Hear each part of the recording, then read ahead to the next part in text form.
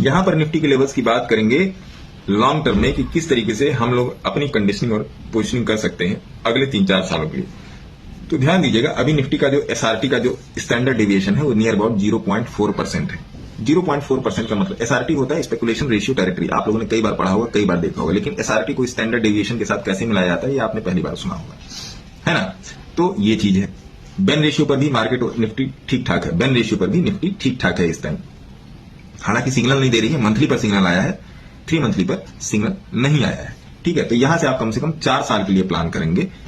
और स्विंग्स में अगर आप प्लान करते हैं, स्विंग ट्रेड में कैश में, तो आप कम से कम प्लान करेंगे निफ्टी के एटीएच तक का। अभी बैंक निफ्टी एटीएच के आसपास है, निफ्टी अभी एटीएच के पास नहीं है, तो इन दोनों में भी क्लैश हो सकता है कि बैंक निफ्टी पहले पहुंच चुकी है और निफ्टी अभी नहीं पहुंची, तो हो सकता है अगले 2-3 दिन मार्केट थोड़ा सा साइडवेज मूवमेंट दिखे इंट्राडे के बेसिस पे, पोजिशनल बेसिस की मैं बात नहीं कर रहा हूं। तो यहां पर ये हो गया।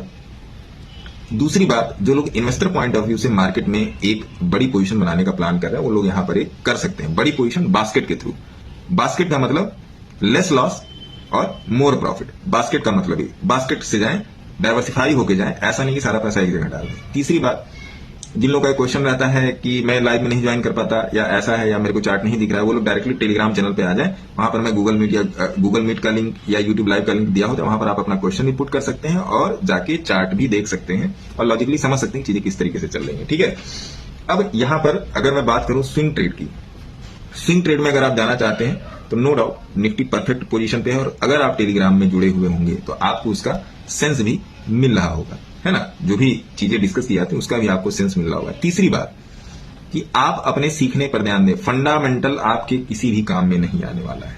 ये बात आप मेरी नोट कर लो, आपको अच्छी लगे या बुरी लगे, फंडामेंटल आपके एक पैसे का काम नहीं करने वाला है। जब तक चार्ट नहीं बोलेगा तब तक फंडामेंटल काम नहीं करेगा। अच्छे अच्छे फंडामेंटल के स्टॉक्स आप लोग पूछते हो, आप लोग जानते भी हो, वो भी गिरे हुए हैं। फंडामेंटल काम नहीं करेगा, काम करेगा टेक्निकल, काम करेगा मार्केट का सेंटीमेंट किस तरफ है, मार्केट का स्ट्रक्चर किस तरफ है। तो सीखने पर ध्यान दीजिए।